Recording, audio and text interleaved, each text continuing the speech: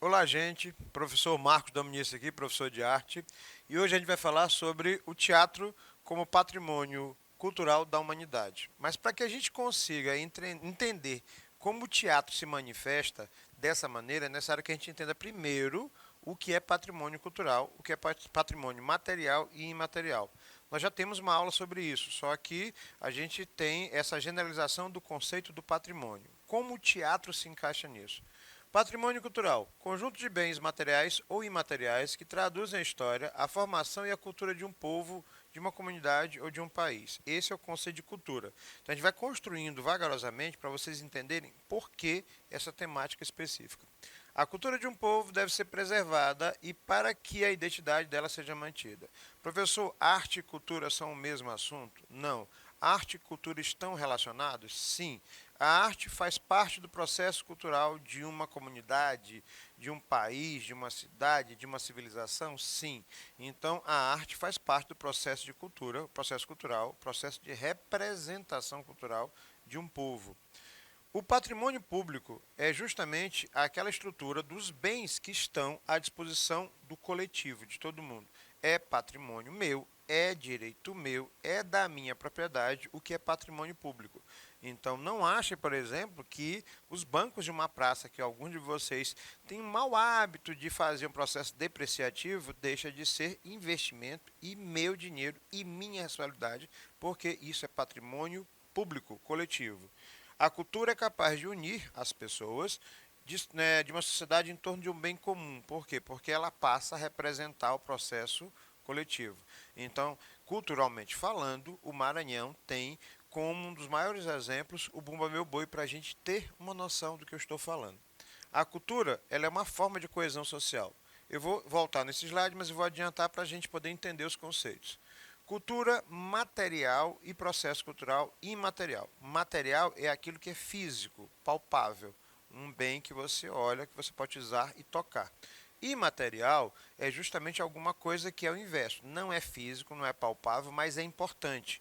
Processo de língua, processo de expressões idiomáticas de uma região, processo de comidas, processo de bebidas, de características que são inerentes a um povo específico. Exemplo, beiju. Eu amo beiju e eu acho que alguns de vocês também. Então, não sei se algum de vocês percebeu que tem muita gente que chama tapioca. O nome está correto? Tá. O nome beiju está correto? Tá. Só que o beiju em si é uma expressão, um termo indígena, já que essa comida originalmente era indígena. E no Maranhão, aqui especificamente em São Luís, nós, culturalmente falando, chamamos de beiju.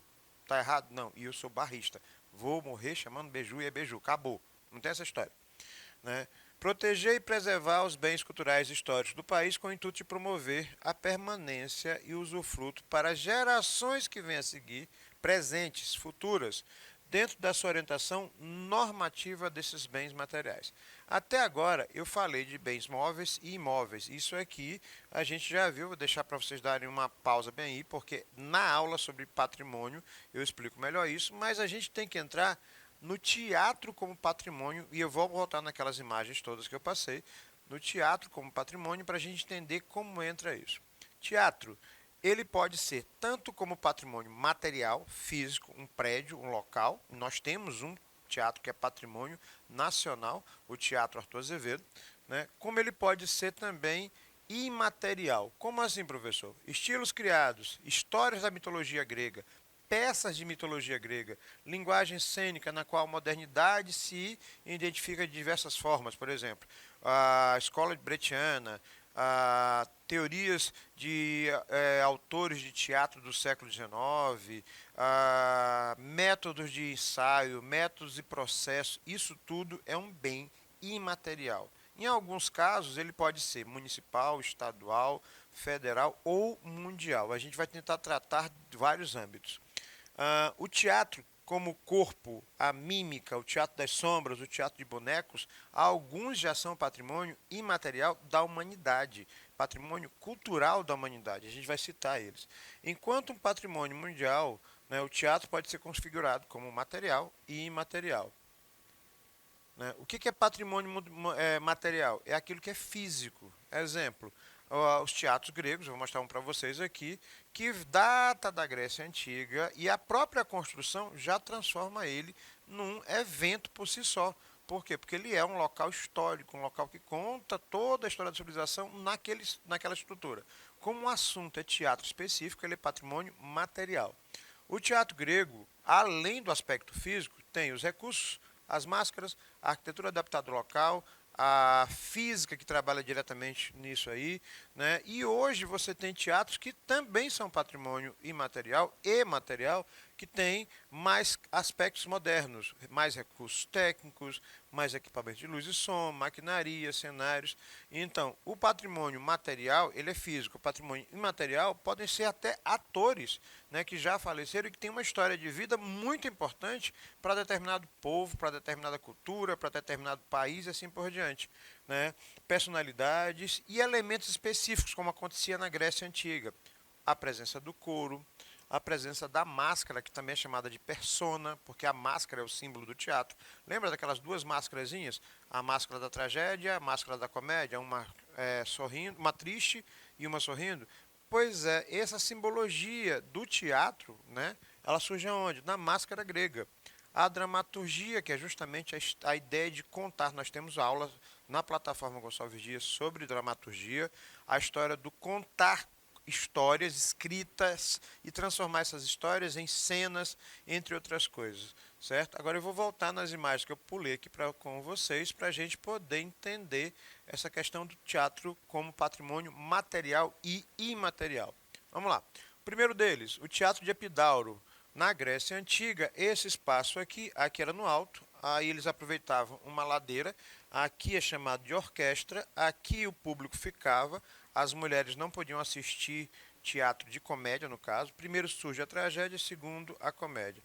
Gente, o ator que se apresentava aqui, ele era com 13 mil pessoas assistindo, e era possível escutá-lo lá em cima, para você ter uma noção do trabalho de acústica perfeita que os gregos tinham. Então, o Teatro de Epidauro é um exemplo de patrimônio material da humanidade. O Teatro Antigo de Orange, né? Ele foi construído sob o reinado de Augusto, no século I, e é um teatro romano com paredes originais. Isso aqui tem 103 metros de largura por 37 metros de altura. E ele cria uma caixa acústica onde era possível todo mundo que estivesse aqui. Professor, parece muito um teatro grego. Pois é, se você levar em consideração, o teatro grego tem outra concepção. A estrutura aqui é bem diferente, que a gente chama de palco, que na verdade não é o local de apresentação na Grécia Antiga. O Grand Teatro de Bordeaux, na França, né? O prédio por si só, ele já fala, né? Porque o negócio, eu nem mostrei as imagens internas, mas pesquise, vale muito a pena. Decorado em um azul suntuoso, branco e dourado, as cores da realeza na época, né? Século XVIII, Victor Luiz foi o palco da ópera, e a ópera é teatro cantado, é uma história cantada, né? Se você souber falar italiano, ou se quiser, bota a legenda, você vai entender a história toda. E a ópera, ela é muito dramática, muito pesada, muito triste, acho que o termo correto não. Acho não, o termo correto é esse, ele é uma história trágica, sempre tem uma tragédia nisso. E se você souber o que trata, a história é maravilhosa. E o teatro em Bordeaux é um exemplo disso. Diga de passagem, só o prédio externamente já vale. Internamente é mais fantástico ainda, né? Esse aqui é o conceito do teatron, ou melhor, o local que surge o nome teatro. Então, teatro, como a gente conhece, ou teatron. O que é teatron? O nome significa local de onde você vê. Por causa disso foi chamado dessa maneira. Então, o que você imagina que é o teatro como uma manifestação artística de representação cênica, ele na verdade é um termo grego que significa lugar de onde se vê, que foi criado na Grécia, esse aqui é na Acrópole de Atenas, e mostra exatamente como funcionava isso, e é patrimônio imaterial, perdão, patrimônio material da humanidade. Falamos sobre isso. E os elementos que eu havia falado para vocês. A plateia, por si só, ela já compõe a ideia do teatro. O ator, por si só, já compõe a ideia do teatro. Então, para fechar esses elementos essenciais do teatro, que os gregos dão formato, eles não criam o teatro, eles dão formato, tem o texto. Então, ator, texto e público. Ator, texto que está sendo representado em público. Na verdade, esse é o conceito básico do teatro. Mais patrimônio imaterial do que isso é impossível. Bom, agora a gente vai começar a falar sobre representações pontuais de patrimônios imateriais da humanidade no que trata de tanto teatro físico quanto teatro como conceito. Primeiro deles, o Wayang, que é o teatro de fantoches da Indonésia, é um dos. Gente, é tanta representatividade de patrimônio da humanidade, cultural da humanidade, no que trata de teatros de bonecos, né, que eu fui selecionando e fui separando alguns que, porque tem muitos, principalmente da região do Oriente, e eu fui buscar do outro lado para a gente conhecer um pouco mais sobre isso. Fantoches que são utilizados para representações de histórias que não são infantis, deixar claro isso. Podem ser infantis, mas não são.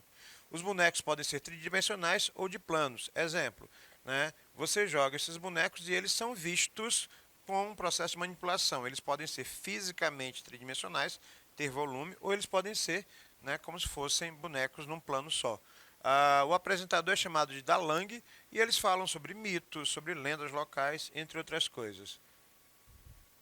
A Ópera de Pequim. Eu estava comentando aqui no estúdio que só o visual dos espetáculos orientais, principalmente da China e do Japão, na região toda, é um negócio fabuloso. Acrobacia, dança, atuação, mímica e artes marciais misturadas juntos.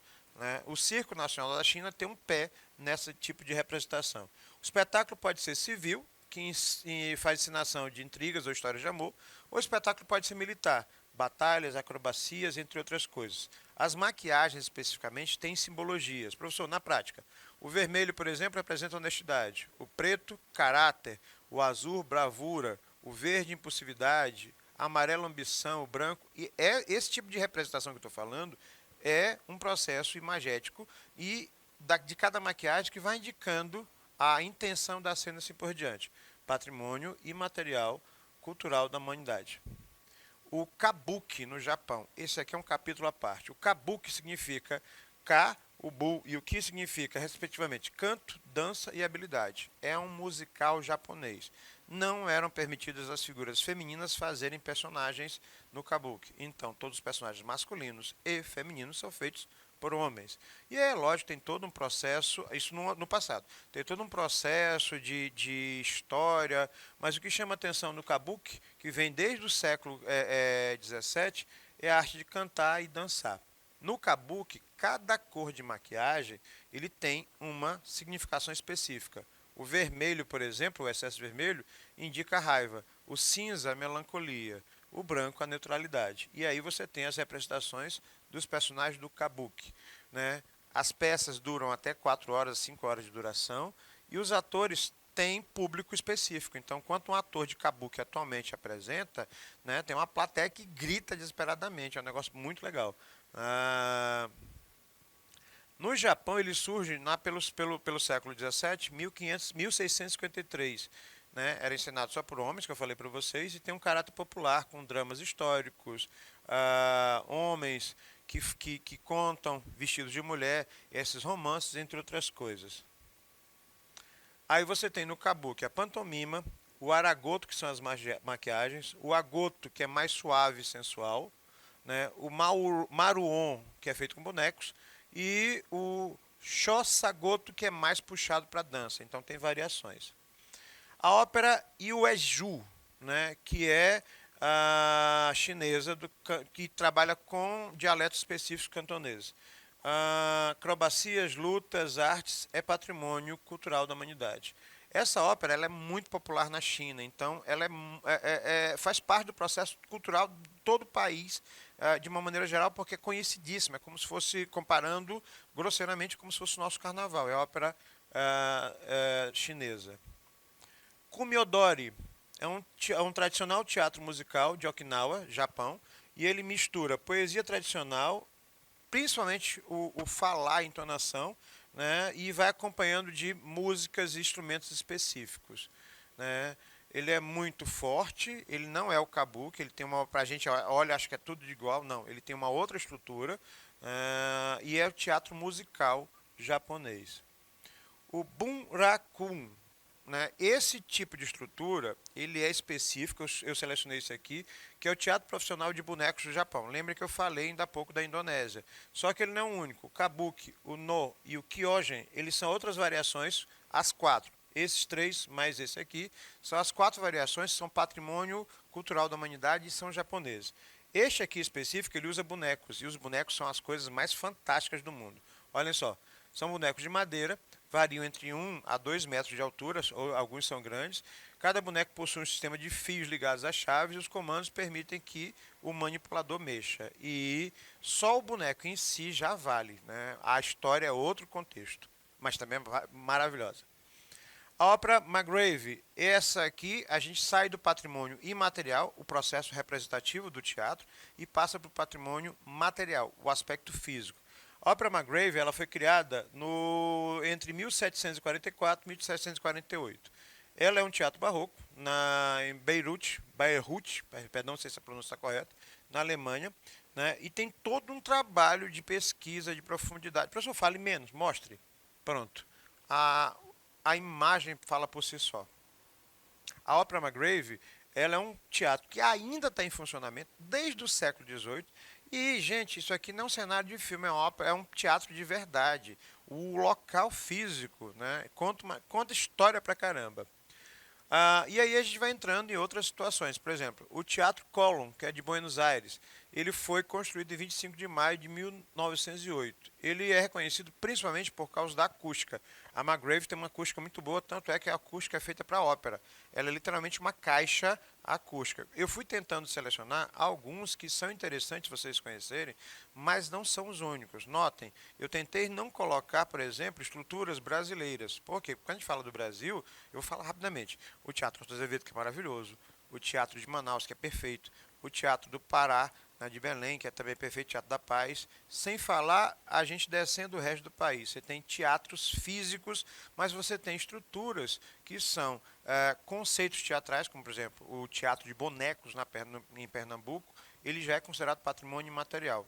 Hoje, no dia que eu estou gravando, né, saiu a nota, por exemplo, que o forró virou patrimônio imaterial. Foi finalmente considerado patrimônio imaterial brasileiro. Então a gente precisa de mais coisas, porque quando a gente compara os produtos e as produções, perdão, brasileiras com outros países, a gente precisa ter mais representatividade nesse patrimônio, principalmente da humanidade, né? O Teatro Colón ele foi reconhecido pela acústica e o valor artístico da construção, né? Ele é considerado um dos melhores do mundo no que trata de acústica. Onde é que ele está, professor? Em Buenos Aires, na Argentina. Ele é lindo, perfeito, né? O Teatro Bolshoi, o nome diz tudo. Ele fica onde, professor? Na Rússia. A fachada dele é mais austera, bem russo mesmo, e dentro é um negócio fabuloso. Ele foi construído em 1776, né, em Moscou. Catarina II concedeu a ele a organização de espetáculos e de teatro durante mais ou menos 10 anos. E ainda está em funcionamento desde aquela época. A Ópera de Sydney. Né? A Ópera de Sydney, eu estava comentando aqui que ela levou 11 anos para construírem essa estrutura de cobertura. Gente, 11 anos. E até eu fiquei impressionado. Só para colocar o telhado. Alguém olhou e achou, um aluno meu achou que era uma construção alienígena. Tem que contar isso, não dá para fugir disso. E o fabuloso disso tudo é que o conceito é como se fossem conchas. Preste atenção, eu vou fazer o comparativo. Né? O Teatro Colón, em Buenos Aires, a Ópera Magrave na Alemanha e a Ópera de Sydney, que é um... Quando fala Ópera de Sydney, você só apresenta a ópera, professor? Não, o local é para espetáculos. A capacidade é uma coisa absurda, mas o teatro em si, a própria arquitetura, já é considerada patrimônio cultural da humanidade. Por quê? Porque ele foge a todos os padrões que foram estabelecidos. Né? Conchas, como se fossem moluscos, dando a sensação que levitam. Todos os telhados são brancos e vão assumindo cores. O teatro em si, por fora, a estrutura arquitetônica, o conceito arquitetônico, já ganha o título. Eu não vou nem comentar o fato de ser importante como local de teatro. Então, só para que a gente recapitule, antes de eu fechar ao tempo que eu estou corrido. Teatro pode ser como patrimônio imaterial, o valor, o conceito, a ideia, um personagem, um ator, né? Ou pode ser material, o local físico, como é o caso da Ópera de Sydney, como é o caso do Teatro Bolshoi, como é o caso do Collum e da Margrave, além do teatro de Epidauro, que vem da Grécia Antiga e outros naquele período. Certeza? Agora eu vou deixar vocês aqui, pesquisem mais porque tem muito mais material de teatro como patrimônio da humanidade e vale a pena você conhecer. Professor Marcos Dominici, um abraço. Fui.